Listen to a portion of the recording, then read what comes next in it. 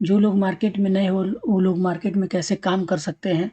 और आपको जैसे कि 50 वीडियो देखने की ज़रूरत नहीं पड़ेगी। इस वीडियो में टोटल आपको ए टू जेड इन्फॉर्मेशन दी जाएगी और बहुत ही कम समय में 8 से 10 मिनट में मैं इसको कंप्लीट करना की कोशिश करूँगा। ठीक है, तो हम बात करते हैं कि स्टॉक मार्केट क्या है। स्टॉक मार्केट देखिए, बेसिकली ये दो एक्सचेंज में होता है, नेशनल स्टॉक एक्सचेंज और Bombay stock exchange. Stock market क्या है? जहाँ पे आप कोई भी स्टॉक खरीदते हैं और आप बेचते हैं। आप जो देश में किसी भी देश में भी जो एक एक्सचेंज होती है जहाँ पे बहुत सारी कंपनियां लिस्ट हुई होती है, और वहाँ पे जो कंपनी का ओनर होता है, अगर उसकी कंपनी सपोज अगर 1,000 करोड़ की है या 100 करोड़ की है, अगर उसको और पैसा चाहिए होता है तो वो लिस्ट करने के लिए जाता है स्टॉक मार्केट में। ठीक है, और सेबी जो होती है एक रेगुलेटरी बॉडी होती है, एक सरकारी बॉडी जो इन पूरी फाइनेंशियल सिस्टम को, पूरे फाइनेंशियल मार्केट को देखती है। ठीक है, तो ये हो गया आपका स्टॉक मार्केट, जहाँ पे कोई ओनर जो है कंपनी का, वो अपना लिस्ट करवाता है कंपनी फंड रेजिंग के लिए और अपनी कंपनी के ग्रोथ के लिए भी। और उसके बदले वो क्या करता है, लोग जो है रिटेलर और बड़े इन्वेस्टर जो है पैसा उसको देते हैं, और उसके बदले में ये जो कंपनी का मालिक है वो उनको शेयर देता है, और बदले में इनको, कंपनी के मालिक को या कंपनी के प्रोमोटर कह लें आप, उनको पैसा मिलता है और उससे वो अपनी कंपनी का वो एक्सपेंड करते हैं, और या फिर कंपनी के ग्रोथ के लिए जो भी खर्चा होता है वो करते हैं। तो ये बेसिकली हो गया आपका स्टॉक मार्केट। और इंडिया में जो है दो एक्सचेंज है जहाँ पे कंपनियां लिस्टेड होती है, जैसा कि आप देख रहे हैं एनएसई और बीएसई। एक है NSE means national stock exchange, और दूसरा है बीएसई बॉम्बे स्टॉक एक्सचेंज। ये दोनों कंपनियां हैं, सॉरी, ये आपका एक्सचेंज है जहाँ पे कंपनियां लिस्ट होती है, और हम बाई और सेल इसी एक्सचेंज पे करते हैं। ठीक है, नेक्स्ट टॉपिक में बढ़ते हैं। इंडेक्स क्या होता है? इंडेक्स देखिए, निफ्टी 50 और बैंक निफ्टी, आपने पेपर में, आपने टीवी में, न्यूज में सुना होगा कि इंडेक्स इतना ऊपर चला गया, निफ्टी 50 इतना चला गया, बैंक निफ्टी इतना गिर गया। तो देखिए, इंडेक्स बेसिकली क्या होता है कि देश में जो कंपनियां जो होती हैं एक सेक्टर की या अलग अलग सेक्टर को मिलाकर जो उनका ग्रोथ होता है, जो उनका प्राइस होता है, उन सभी को कंबाइन करके एक पार्टिकुलर एक इंडेक्स बनाया जाता है, या सपोज कीजिए एक स्टॉक बनाया जाता है। लेकिन कई सारी स्टॉक जो है, कई सारी कंपनियां एक साथ मिलाकर जब बनाई जाती है, ठीक है, तो उसको कहते हैं इंडेक्स। और वो होता है इंडेक्स जिसमें निफ्टी 50 और बैंक निफ्टी होता है। तो निफ्टी 50 क्या है, आप जैसा देख रहे हैं, मतलब कि निफ्टी 50 के देश की जो 50 टॉप कंपनियां होंगी वो निफ्टी 50 में आएंगी। मतलब कि 50 कंपनियां, निफ्टी का एक अपना पैरामीटर है, एक अपना फैक्टर है। अगर जो कंपनी अपना बैलेंस शीट, अपना प्रॉफिट लॉस मेंटेन कर रही है, तो उनको इस निफ्टी 50 के 50 के अंदर रखा जाता है। अगर जो कंपनियां की परफॉर्मेंस लूज होती है, या कि बाई चांस किसी तरह जो निफ्टी का जो एक पैरामीटर सेट है अगर उससे कम होता है, तो उसको बाहर निकालता है और नई कंपनियों को अंदर ले लेता है। यानी कि देश की जो 50 टॉप कंपनियां होती है वो होती है निफ्टी 50 में। ओके, और बैंक निफ्टी क्या होता है, जैसे कि आप देख रहे हैं, बैंक निफ्टी वो है जो देश में जितनी सारी बैंकिंग सेक्टर है, बैंक है, उन सबको मिलाकर एक इंडेक्स बनाया गया है जिसको कहते हैं बैंक निफ्टी। अभी निफ्टी जो है 18,000 के करीब चल रही है, और बैंक निफ्टी जो है 42,300 के करीब चल रही है। ओके, नेक्स्ट आगे बढ़ते हैं। सेंसेक्स क्या है?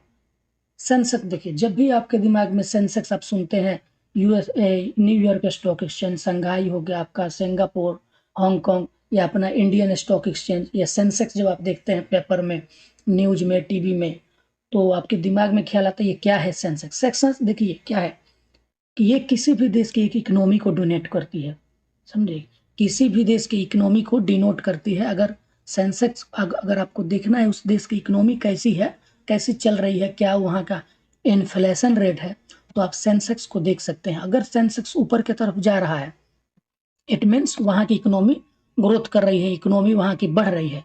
ठीक है, और उसी के अकॉर्डिंग जो है 7%, 8%, 10% जो जो इन्फ्लेशन रेट होता है, महंगाई होती है, वो बढ़ती है।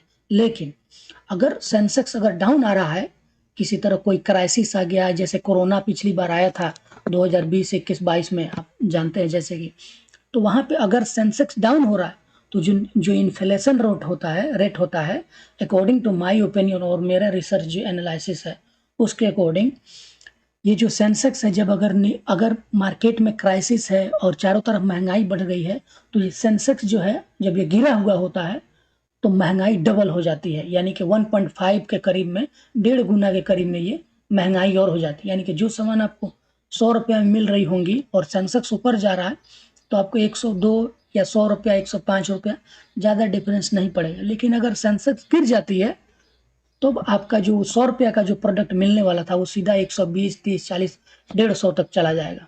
ये होता है सेंसेक्स का इफेक्ट, जो पूरी देश की इकोनॉमी को ये डिनोट करता है।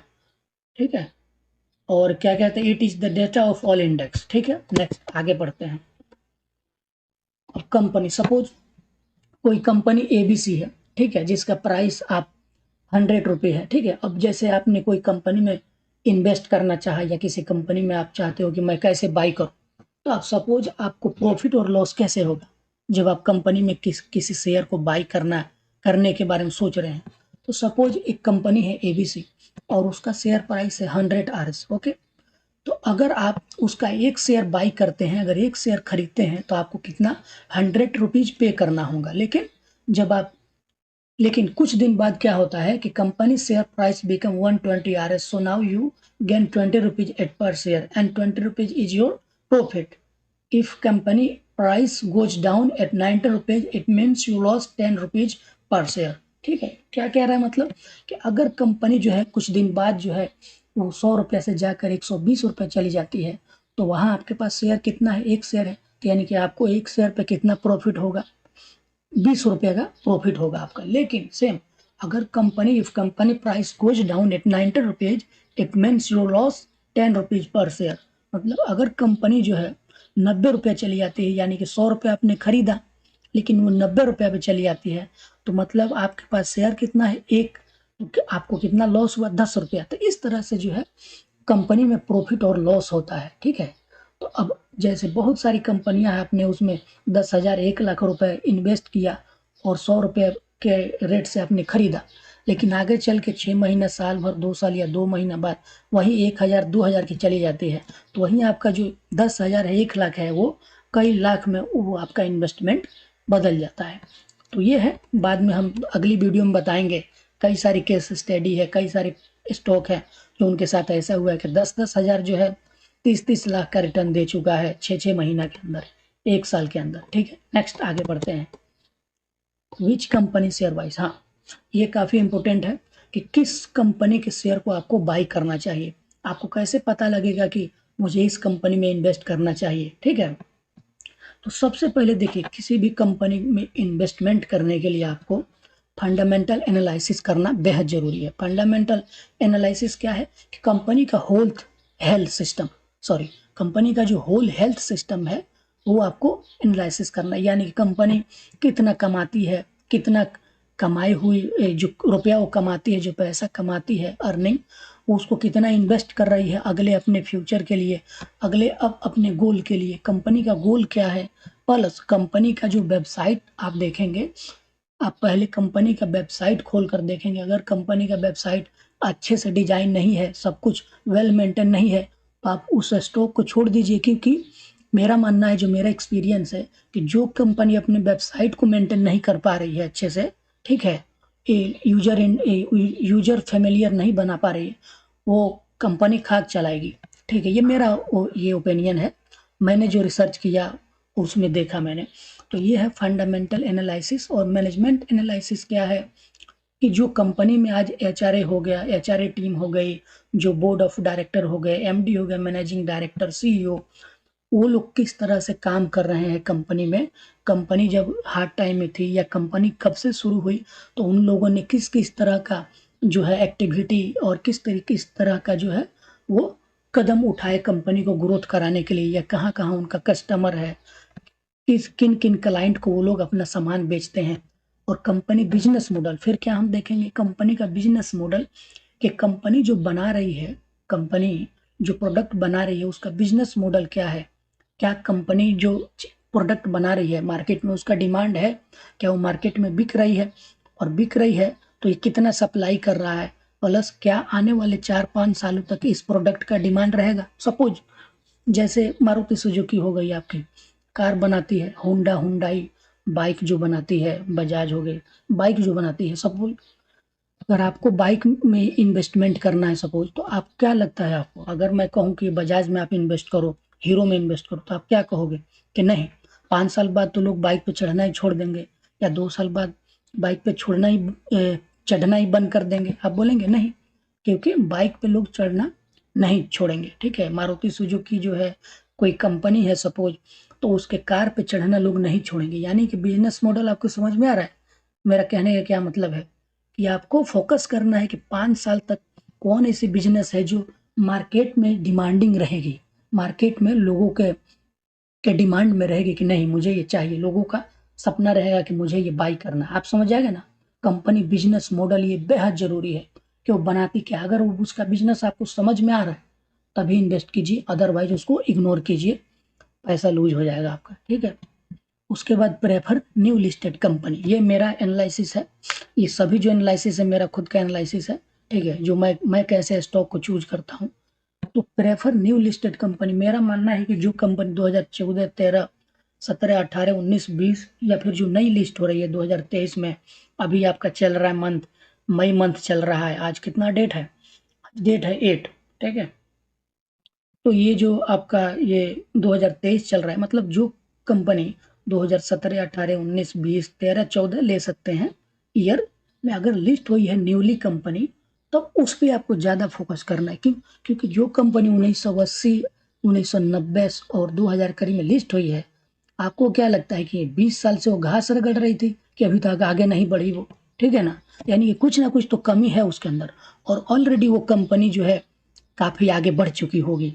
100 करोड़ में कोई कंपनी शुरू हुई और आज जो है वो 50,000 करोड़ की हो गई, तो आपको क्या लगता है और कितना बढ़ेगी वो, है ना, कितना पोटेंशियल है उसके पास बढ़ने का। यानी कि जो कंपनी ऑलरेडी बढ़ चुकी है उस पर ज़्यादा फोकस करने की जरूरत नहीं है, लेकिन जिसमें पोटेंशियल है कि आगे बढ़ने का, यानी कि नई जोश है, जैसे एक जवान आदमी है नया जोश के साथ काम करता है और बहुत अच्छा काम करता है फुल एनर्जी के साथ, उसी तरह एक नई कंपनी जब लिस्ट होती है, बनती है, तो उसका मैनेजमेंट, उसका सीईओ, उसका मालिक, हर व्यक्ति जो है एक न्यू एनर्जी के साथ काम करता है, और वो डेफिनेटली वो चाहता है कि जो 100 करोड़ की कंपनी है वो 1000 करोड़ की बन जाए। तो उसी के साथ अगर आप उस तरह की कंपनी में इन्वेस्टेड होते हैं, आपका 100 रुपया, तो आपका 100 रुपया भी 1000 रुपया बनेगा डेफिनेटली। तो ये है मेरा रिसर्च एनालिसिस, और ये मैंने काफ़ी बार इस पे मैंने कई सारे दोस्तों को भी प्रेफर किया, कई सारे स्टॉक, और सबने पैसे कमाया, हमने भी इसमें पैसे कमाए। ठीक है, तो वो हम बाद में बात करेंगे हमने कितने कमाए कितने गवाए। ठीक है, तो नेक्स्ट चलते हैं, पर वीडियो में आप बने रहिए, क्योंकि ये जो आप वीडियो देख रहे हैं इसके बाद कोई वीडियो स्टॉक मार्केट क्या है देखने की जरूरत नहीं पड़ेगी, टोटल फुल इंफॉर्मेशन आपको मिलेगी इसमें। Okay, next, what is chart analysis. देखिए, जब आपने अकाउंट ओपन कर लिया और आप जब उसमें कंपनी में इन्वेस्टमेंट कर, व्हाट इज चार्ट एनालिसिस, इसमें हम क्या देखेंगे, कैंडल एनालिसिस और technical analysis. Chart analysis, chart क्या होता है, इसमें कैंडल जो होता है, जैसे आप देख रहे हैं यहाँ पे कैंडल, यानी कि एक बॉडी होती है उसमें इसकी स्टिक होती है। कैंडल कैसा होता है मैं आपको दिखा दूंगा बाद में। ठीक है, तो कैंडल एनालिसिस क्या होती है, जब आप किसी कंपनी का शेयर जब आप बाई करने जाते हो, तो आप वो देखते हो कि कैंडल कौन सा बना है, यानी कि जो बायर और सेलर के बीच में जो डील होती है उसी का रिएक्शन क्या होता है, कैंडल होता है। ठीक है, बायर और सेलर के बीच का रिएक्शन जो होता है वो कैंडल होता है, और उसको एनालिसिस करना, यानी कैंडल कई तरह के होते हैं, मारो वो जो हरामी, inverted, inverted hammer, engulfing pattern, बहुत सारी तरह की होती है कैंडल, जिसके अलग अलग नाम है। ये कैंडल जो है जैपनीज कैंडल होती है। ठीक है, और दूसरी क्या होती है, टेक्निकल एनालिसिस, यानी कि ये कैंडल जब आप बाई करने जाते हो तो कैसे आपको पता लगेगा कि ये मार्केट ऊपर जा रही है कि नीचे जा रही है, यानी कि कैंडल आपको बताता है, हर कैंडल का एक अपना मतलब होता है। तो जो आप टेक्निकल एनालिसिस के वीडियो में जब आप सीखेंगे, तो वहाँ पे आपको पता लगेगा कि जब आप शेयर खरीदने जाएंगे तो ये टेक्निकल एनालिसिस आपको बताएंगी कि वो आपको बाई करना है अभी या सेल करना है, यानी कि आपको अभी रुकना है, होल्ड करना है, कि अभी सेल करना है या मार्केट में एंट्री करना है, पोजीशन नई बनानी है। तो इन सभी जो एनालिसिस करते हैं हम, ये मार्केट में एंट्री लेने से पहले, इसको हम कहते हैं चार्ट एनालिसिस, टोटल को कहते हैं हम चार्ट एनालिसिस। ओके, तो नेक्स्ट आगे बढ़ते हैं। What is equity cash? Equity cash क्या है? ये जो है just we can say stock, यानी कि स्टॉक मार्केट में जो भी स्टॉक लिस्टेड है, जैसे रिलायंस हो गया, बजाज हो गया, मारुति हो गया, ये सभी इक्विटी है, इनको हम इक्विटी कहते हैं। और जब आप पे करते हो, जैसे किसी कंपनी का प्राइस 100 रुपया है, जब आप पे करते हो तो आपको उसके बदले में क्या, एक शेयर मिलता है। ठीक है, जब आप 100 रुपया पे करते हो कंपनी को तो, ठीक है, तो वो क्या होता है, वो डिलीवरी बेस में होता है या इंट्रा बेस में होता है। उस तो वो आप जब पे करते हो 100 रुपीज, वो हो गया कैश, तो इसको कहते हैं इक्विटी कैश, यानी कि आप कैश में काम कर रहे हो। और एक होता है फ्यूचर ऑप्शन। तो फ्यूचर ऑप्शन हर एक स्टॉक में नहीं होता है। फ्यूचर ऑप्शन एक अलग ही दुनिया में, उस पर आप अलग से सेपरेट वीडियो हम बनाएंगे ऑप्शन फ्यूचर पे, तब उसमें हम देखेंगे। लेकिन अभी एक एज ए बिगिनर इन्वेस्टर, ये इन्वेस्टमेंट करने के लिए सिर्फ यही नॉलेज इनफ है। फ्यूचर ऑप्शन एक अलग ही दुनिया, एक अलग टॉपिक है, तो उस पर हम बात नहीं करेंगे। ठीक है, तो ये होता है इक्विटी कैश, जिसमें आप इन्वेस्टमेंट करते हैं, जो स्टॉक है उसमें आप इन्वेस्ट करते हैं, सिंपल वही है आपका इक्विटी, उसको इक्विटी बोलते हैं।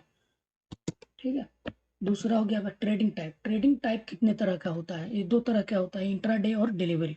इंट्राडे सेम डे, यानी कि 9:15 मार्केट खुलता है और 3:30 में, 3:30 में आपका मार्केट क्लोज होता है। अगर इंट्राडे में आपने कोई पोजीशन लिया है, बाई किया है, सेल किया है, तो आप प्रॉफिट में रहो, लॉस में रहो, 3:30 से पहले आपको ये ब्रोकर जो है, जिस ब्रोकर में आपने डीमेट अकाउंट ओपन किया है जिस कंपनी में, वो बेच देगा। ठीक है, और डिलीवरी में क्या है, जब आप कोई शेयर बाई करते हो तो आप 10 दिन, 20 दिन, 1 महीना, 10 साल, 5 साल, 20 साल बाद आपकी मर्जी होती है, जब आप बेचेंगे शेयर तब वो बिकेगा। ये होता है, समझ में आ गया? इंट्राडे मतलब एक ही दिन में बेचना है, खरीदना है, और डिलीवरी मतलब आज खरीदो और 10 दिन, 20 दिन या जब मर्जी तब बेचो आप। ठीक है, what is demat account? Demat account क्या होता है? डीमेट अकाउंट और बैंक अकाउंट दो चीजें होते हैं। डीमेट अकाउंट जिसमें आप किसी कंपनी का शेयर बाई करते हो, तो वो इसमें आप रखते हो, होल्ड रखते हो। और बैंक अकाउंट जिसमें आप पैसा रखते हो। ठीक है, तो ब्रोकरेज है, a brokerage platform which offer a platform where buyer and seller execute our order. ठीक है, तो ये जो डीमेट अकाउंट है, ये एक ब्रोकरेज प्लेटफॉर्म होती है जो ऑफर करती है, जहाँ एक प्लेटफॉर्म जहाँ पे बायर और सेलर आते हैं और डील करते हैं, खरीद बिक्री करते हैं, तो वो होती है एक डीमेट अकाउंट। और इंडिया में कई सारे डीमेट कंपनी है, जैसे कि अपस्टॉक, जीरोधा, एंजल ब्रोकिंग, शेर खान, IIFL, मेरा इसमें सब में है। लेकिन अभी मैं अपस्टॉक ये यूज कर रहा हूँ। तो मैं ए, आपका ये डिस्क्रिप्शन में लिंक दे दूंगा इसका, अपस्टॉक का। आप चाहे तो अकाउंट ओपन कर सकते हैं, बाकी आप किसी में भी अकाउंट ओपन कर सकते हैं, कोई दिक्कत नहीं है, कोई मेरा रिकमेंडेशन ऐसा कुछ नहीं है। हाँ, पर मैं अभी अपस्टॉक यूज कर रहा हूँ, आप चाहें तो यू ओपन कर सकते हैं अकाउंट इससे। बाकी आप इंडिया में किसी भी ब्रोकर में, जो ये जेन्युइन ब्रोकर है, अपस्टॉक, जीरोधा, एंजल ब्रोकिंग, शेर खान, IIFL, इनमें आप किसी में भी ओपन कर सकते हैं। ठीक है, तो नेक्स्ट बढ़ते हैं। डीमेट अकाउंट यूज, इसका यूज क्या है? देखिए, इसका यूज क्या है कि हम अपने शेयर जो बाई करते हैं कंपनी, किसी कंपनी का, उसको होल्ड रखने के लिए, प्लस बैंक से पैसा वहाँ डिपॉजिट करने के लिए, फिर जो पैसा हम वहाँ इनकम करते हैं, पैसा कमाते हैं, तो उसको विड्रॉ करने के लिए। तो इस तरह इसी का ये डीमेट अकाउंट का यूज इसमें होता है। ठीक है, ट्रेडिंग के लिए, खरीद बिक्री के लिए, और शेयर को होल्ड करने के लिए। ठीक है, तो बहुत बहुत शुक्रिया वीडियो देखने के लिए, और प्लीज़ चैनल को सब्सक्राइब कीजिए और चैनल को लाइक कीजिए, और अच्छा लगे तो उसको शेयर भी कीजिए। ठीक है।